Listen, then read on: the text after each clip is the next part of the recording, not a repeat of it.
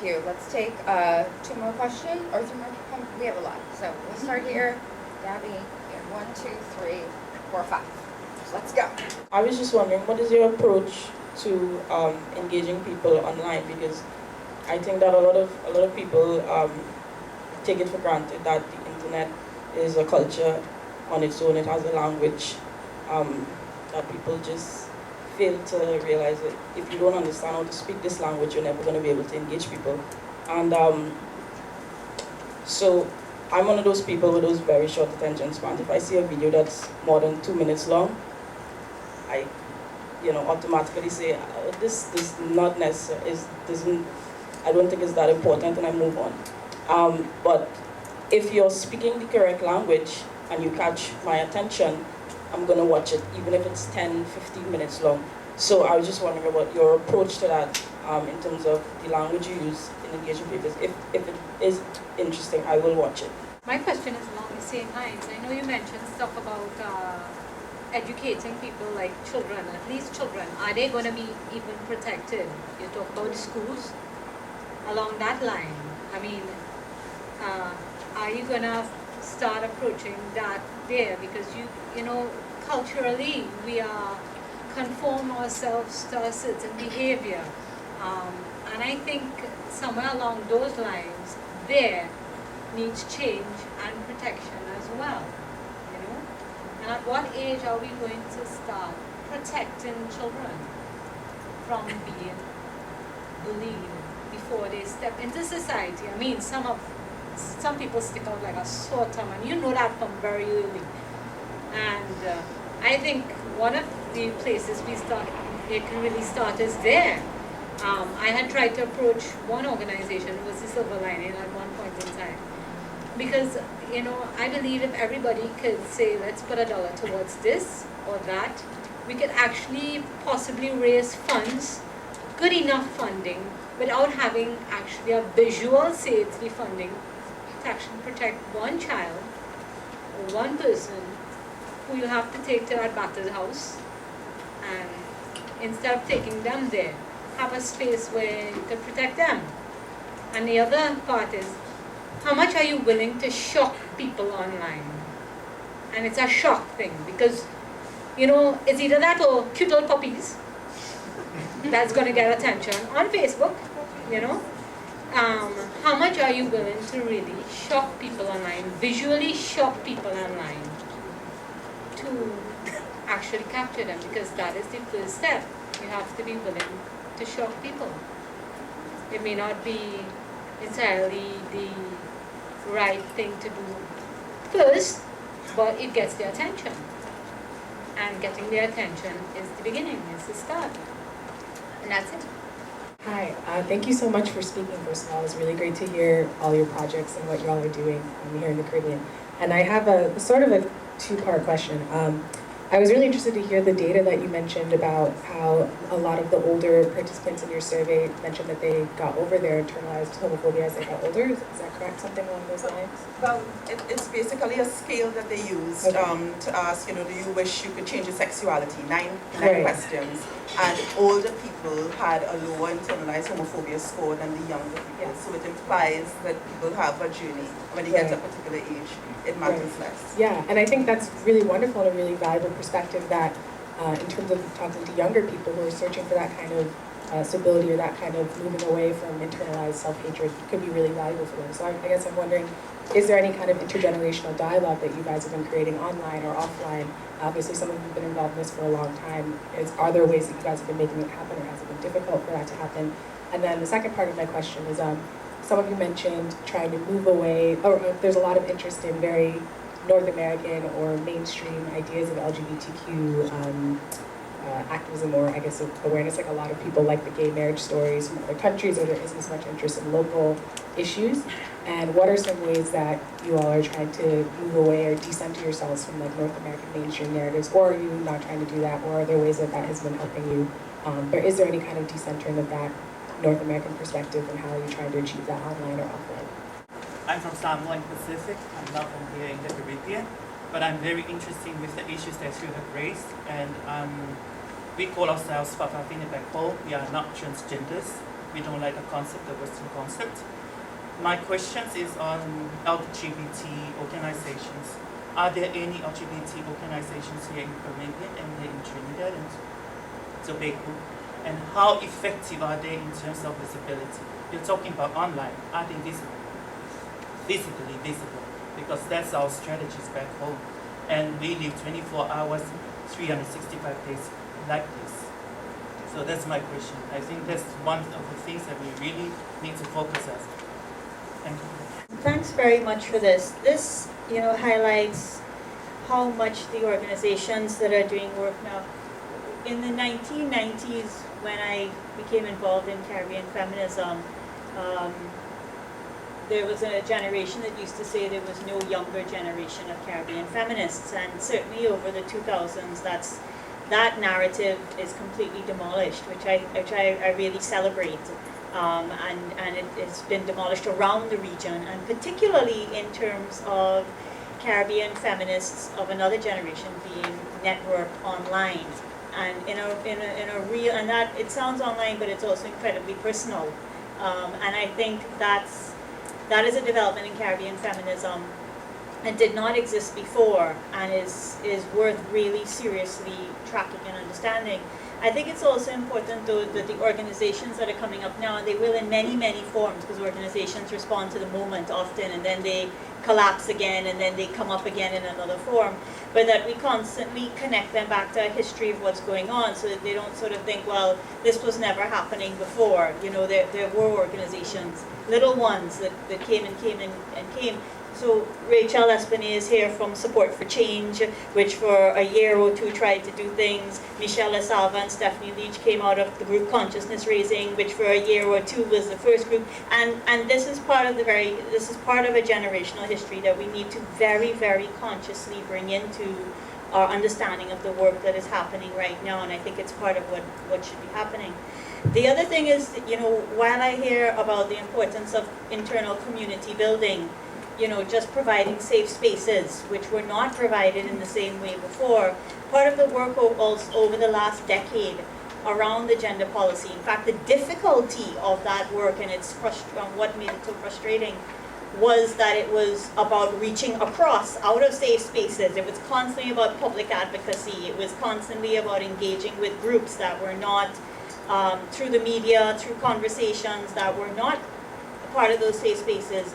And while we're building safe spaces, we have to remember also, right, that public advocacy has been crucial to creating this context, that decade since, just even around the gender policy alone and what that did since 2002, has been really crucial, and we need to remember that our movements need to keep doing that. And I really value what you were saying about the importance of continuing to have a conversation across difference. Because you can build the safe spaces, but that's not going to change policy all the time. We need that also, and to think about that. And around that, there's 2 points that I think are important. And one is the question of gender flexibility, right? What brings together LGBT or movements around gender and sexuality and feminist movements is that some of the things that we're both fighting for are being held back by these very reductionist notions of gender and gender flexibility. And I want to resist this reading of women and LGBT movements as being separate. That has not been my experience. In fact, we have all, in the Institute, outside the Institute, taken on LGBT issues for the last decade in the public, right, as the feminist movement. And that has been the history in Trinidad, maybe not in the Bahamas, but in the history of Trinidad. We need that groups coming in doing LGBT work don't fall into that false narrative, because they don't know that has been the politics of the feminist movement. The frustration of that politics is why Hazel would say something like this, because she's like, okay, but what about the economy and health, and we want to achieve these things, and she's not throwing somebody on the bus, but it's a frustration, right? And just hearing that without stigmatizing her for it. The other question has to do with girls and consent. Right? The question of consent, I saw that slide and it had what people think about the Marriage Acts and what people think about sexual discrimination. At the heart of that is the question of girls and consent, whether it's around the Marriage Acts or around decriminalization. So I think it's important to find points for coming together. And finally, I just want to really honor the question of labor, right? The labor that goes into organizing. So you can do as many likes and shares as you want, right? But movement building has to constantly focus on trying to make sure that there's enough labor on the ground to do the work, and seeing that as the space of the real, you know, whether that labor is happening online or not. And that's where we need to continue to put our emphasis, in my opinion. We are going to turn to the panel now and have last minute responses to our several questions on the floor. Anyone want to jump in? Approach. How do we shock people? How do we think about the children? And how do we think about children? No, but thinking about education in schools and protecting children from discrimination. What are some things we're thinking about? Just yesterday, there was a UNESCO work planning session with some students as well as people from Silver Lining, focusing on coming up with a project, an anti-bullying project for next year in secondary schools in Trinidad and Tobago, and we're certainly going to support them to have a dimension of homophobic bullying be addressed in that project. So there's the beginning of some work being done. We know the scale is huge, but at least there's a start. On that point as well, I mean, CAISO was written to by the Law Reform Commission and asked to write a paper on homophobic bullying. We have no idea what their paper is going to say or if it's going to be any use. We partner with Silver Lining to do it, but you know, we've done it. CEDRIANN said that people don't listen to the UN, but the history is that some of the polling that they did used a pollster and a core set of questions that we sat down in 2010 and thought about with the pollster and did last year and released to the media. Nothing happened. So UNAIDS did it, released it strategically, and it's had a significant impact. So sometimes people do listen to the UN. I appreciate that. And it's about that kind of strategy and trying to use comparative advantage. And I think the PNM Women's League has read the poll, because the poll talked about discrimination, sexual orientation, and Molly McDonald, the person that inspired CAISO's founding, went to Credo House and said that she doesn't believe that children should be discriminated against in being in the facility based on sexual orientation. And then Shamfa Kajo, a PNM senator from Tobago, talked about doing sexual orientation early, and that's what the poll says. So somebody's listening, maybe not, but I hope so. I think the work in schools, sometimes LGBT organizations are not best positioned to do it, and it's about how we train and build the competence of mainstream providers to be sensitive, because that's often who young people may go to first. And so then I think different kinds of strategies, young people themselves, and mainstream work, and less kind of adult LGBT people. Sometimes, so the question of trans, or I don't know that we have an indigenous word in the Caribbean, unless we kind of claim to spirit. Gender non-conforming. Gender non-conforming is something that people are often using instead of trans. That we had a growing and increasingly active community here in Trinidad and Tobago, and CAISO was trying to do work to create space for people to have dialogue and organizing. We were doing limes of providing food in Bohemia, place now known as the Big Black Box. But most of the people who were potential leaders got asylum in the Netherlands. So it's a process now of rebuilding leadership, and a lot of the community as well. I think there's about maybe as many as a dozen people. But across the region, there are organizations. My favorite is Guyana Trans United, which is a relatively young organization of working class people who are working on real, everyday working class issues as trans people. And we're kind of really setting a model that trans issues are not just about transitioning, they're about everyday life issues, and very often they're about poverty issues. But there are groups around the region. There's a group in Jamaica called Aphrodite's Pride. There are several groups in the Dominican Republic. Cotrabe is one. I'm forgetting the names of some of the others. There's trans leadership in kind of LGBT frameworks. There are really civil society frameworks in Cuba. But there's less visible organizing, to my knowledge, elsewhere in the region. I'm less familiar with the picture in Suriname. And I guess the last point is how we're what's the word? Domesticating the word.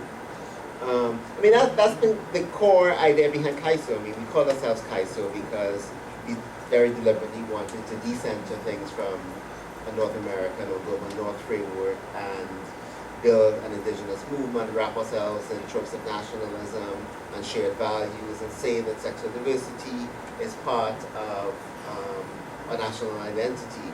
And so the very first event we did was a listening show on Calypso and the playful and witty ways in which Calypso has dealt with sexual and gender difference over 6 decades. And we've consistently tried to frame ourselves as a nation-building organization, trying to come up with local solutions and define local issues. Other responses, intergenerational dialogue. Anyone want to speak to that question? Do we see any of that happening? I mean, it's a very tricky spot. Obviously, IMO is intending to partner with organizations like CAISO because we are primarily a very useful organization. I think every single member of the board is in their 20s or early 20s. So we are trying to be very respectful of the movements that have come before and the work that is being done by other movements currently. The trick is, of course, moving into like a physical visibility, just to touch on the question.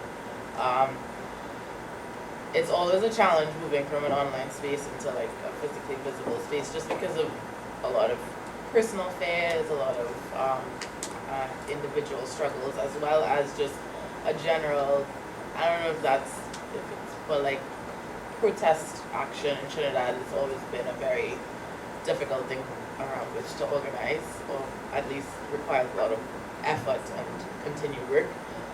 But yeah, it's a work in progress, and especially because this current incarnation of IM1 is now really trying to set our mandate and collaborate more heavily with previous movers and shakers, or like movers and shakers who are maybe not from our age bracket, who have been doing work continuously and throughout, and also just really trying to understand the challenges that they've faced and trying to recognize that we are still moving in the same space, that these spaces change, but that these challenges are still things that we need to address. And so intergenerational work needs to be done on a more broader level.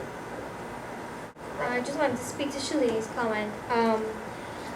I think, Silver Lining isn't doing the kind of individualized casework as CAISO is doing, handling more personal issues. But what Silver Lining wants to do is trying to tackle policy by presenting information, by saying, okay, you can't deny that we exist, violence exists in these ways, and this is how we should deal with it, kind of thing. And the teacher training program is one of the initiatives that we really want and hope that it would get implemented soon, that we could train teachers, because they are the ones who are there every day in the classroom. And we can't get into the homes as yet to encourage specific attitudes that are being reproduced within the homes. But hopefully through accessing teachers, we can stem the reproduction of hate within classrooms and intolerance and so on. So that's kind of where we're... What age group are you? From primary school, all teachers. All teachers. We want to develop a program that will go with the teacher training that already exists, but it's based on sexual and gender diversity and on dealing with violent situations. So for all teachers to have this training as mandatory in their general training. I wanted to wrap up by addressing, I think, what Gabrielle was talking about in terms of knowing our histories. I think that's really important, and I think that the IGDS has a project the making of Caribbean feminisms, which I think will contribute to the body of knowledge that exists. And the challenge is getting stuff online. And I also wanted to say that I think your idea to get some of Trinidad's local histories and histories available is something that Digital Archiving through the Caribbean IRN, an organization I work with in COLIN, we can help you do that. If that's something you want to spearhead and lead, we've already done that with Guyana, Jamaica, and the Bahamas. We have archives of LGBT, sexual minority organizing available. We also have a whole host of articles that we've been collecting, stories, ethnography, and different things to really highlight that history. And I think also, Caribbean Review of Gender Studies is another space where you see a lot of the scholarship, feminist scholarship, being produced in the region. And I think that we have a number of resources, and I think maybe it's also up to us to share those resources and make sure that's available. And then finally, I'd like to close it with a plug for a collection that I'm working on called Love, Hope, Community, Sexualities, and Social Justice in the Caribbean. If anyone is interested in contributing to that, it's a multimedia collection which will include all kinds of stories and critical essays, art, poetry, film, etc., interviewing, etc. So please get in touch with me. I just have my third Ph.D. seminar tomorrow. It'll be in the IGDS conference room. I'm presenting about my work in geographies of sexuality, that's what I call it, mapping the experiences, the identities and politics of belonging of same-sex loving women in Trinidad. So if you're interested in that, that's tomorrow at 9 a.m. Oh yes, please. Your event on Thursday, right? For ending gender-based violence. Hi everyone, I'm Steve Cupid Theodore, and I've been working with a collaboration of NGOs, collectives, and individuals, including COLIN and IGDS and Working Women and the network of NGOs, at trying to extend the notion of the 16 days of action against gender violence, right? So we have this event tomorrow evening at it's called the Teacher Learning Center, Teacher Learning Center, obliquely opposite UWE-SPEC. The idea here is, we're calling it Fire Circle, and the idea is basically this, that we know that frontline organizations since the 80s have established much of what we understand as the framework of safe spaces and enabling legislation and others around the issue of gender violence and gender-based violence. We think that now that we are facing a very critical period where we're looking at strapped resources, the need for succession planning. We have a sense that despite those very important gains of establishing crisis hotlines and shelters and a variety of other networks of support, that we still haven't seen the kind of, right now we're still seeing a level of domestic violence, abuse, deaths, and so on, that suggests that a lot of the interventions that even are being claimed that are happening in Trinidad and Tobago and the Caribbean are still not anywhere near as effective as they should be. Just this morning we heard from the EOC several disturbing ways in which they feel that the domestic violence and equal opportunity legislation needs to be tweaked. So I know you have to go. So anyway, so tomorrow around 5 p.m. we're looking to have an intervention in this.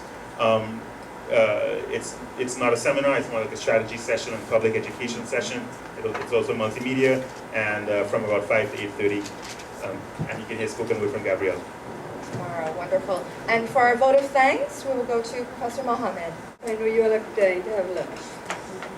So to pick up where you left off, some of us who attended the EOC commission this morning, the event on a gender and human rights day, but with the emphasis on gender, and when it looked specifically to some extent at the Equal Opportunities Act. But two things that came out this morning, and I think this happened after you all left. One, when Peter Weller, Perryman, got up to speak, and he was saying about not being able to use the word gender with communities, that he in order to engage the men that you do not use the word gender. And I thought about it, I thought there is a problem with that we have to stop using particular words. And therefore, I wanted to throw out what words will we have to stop using eventually. think about the way in which language itself frames this whole discussion, and Peter signaled to me something that we need to think about. So I'm trying to. The second point is at the end of the discussion, someone talked about the way in which we don't have these discussions enough about, the whole business about sexuality, orientation, domestic violence, whatever, all the various buzzwords. And one person commented that we want a mature enough society. And, I asked the question, when do we become mature? And what is maturity? And where does that come? Is there an arrival point at maturity? And I think we should just dispense with those ideas that you have to arrive at some mature space. This is a maturity. This is where the maturity is going. And I see in this room, as Dr. Hussain said, in fact, the third generational space as in which, if you count some of us, as if we're, Gabby is the second, there's a third generational space that I see emerging with new elements. And perhaps my plea was a call for not leaving out those elements as someone else did in the back, and embracing it and seeing the connectivities and seeing the way in which that itself is a maturity with which we move forward. So on that note, I want to thank you, all of you, for attending. This has been a really very wonderful session, and I'm glad I got most of it. To thank the panelists for being here with us and knowing that they're all doing important work. And I'm glad that we were able to share and to have you as part of our dialogue. And one of the things I certainly got out of it is that we, Catherine and I, are constantly talking about how we archive information. This really is a valuable part of our archive. I want to thank you individually, knowing that you are each thanked. To thank again Angelique, Dr. NIXON, for bringing this together and sharing it. And for those of us in the Institute who organized it, together with Angelique. Ms. McPhee, our Outreach and Research Officer, and Summer Hunt, who was walking around with a microphone. Thank you for pulling this together. This was our event for Human Rights Day, and I think this is, if it has done nothing else, a signal one thing. We are in this together, and we are all, as I said this morning, human. And I thank everybody behind the camera gets forgotten, unfortunately. Thank Catherine, who is constantly there as part of our archiving web team and who does that kind of media interface that we do at the IGDS. She's the one who's responsible for it as well. So, on that note, unless I've left out anyone, thank you all, and we look forward to the next, even more vibrant discussion. Great? Thank you.